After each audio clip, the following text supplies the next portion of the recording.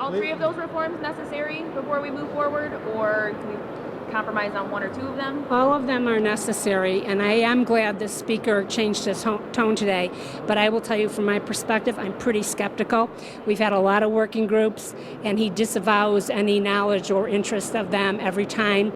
This will be one more go-around. I think ultimately the working group needs to be the speaker himself and the leaders, because he manipulates the process and then nothing happens. And frankly, that's what I'm worried about. I know the Senate president came out and focused almost exclusively on revenue and budget. That's what he wanted to talk about there.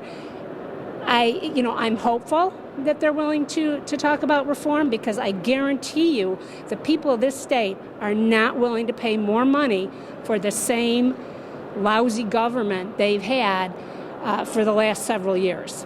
So why continue to go to working groups instead of meeting again, the four leaders in the government? Well, that's what the speaker was willing to agree to today.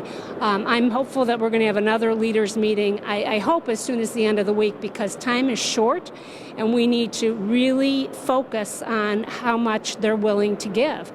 Continuing to do the rope-a-dope is not okay. Lousy government. Now, how much do you and the other Republicans wear the jacket for that? Well, I'm not about pointing the finger at, partisan stuff. I think people are sick of that. People know Chicago is in terrible shape. The state's in terrible shape.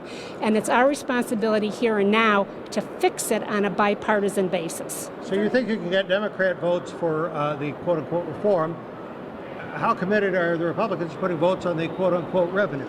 It's a quid pro quo.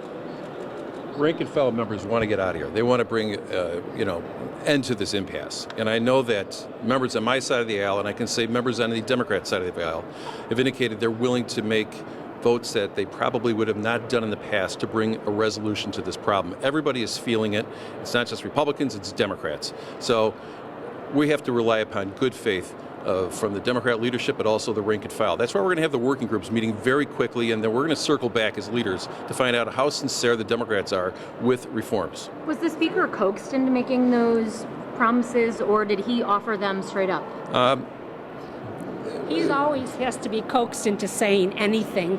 If you've been around, the speaker offers nothing unless he's coaxed. How do you go about arriving at those three items? It was collectively, the governor, myself, and also Senator Radogno. We believe that those are three areas that we have been talking about from day one that are most important, we believe, for the business climate in Illinois. That's going to be the local control, workman's compensation, and also pension reforms. That is what our business leaders are demanding and looking at if we're going to grow the economy and to reinvest in Illinois. Is this a new discussion about K through 12 funding and where that No. fits into the No. Is this a new working group, or the same rank and file lawmakers that were previously working on it? Who's on this? Well, we're going to discuss that. We're going to discuss that. Yeah. Thank you all. Thank you very much. Thank you.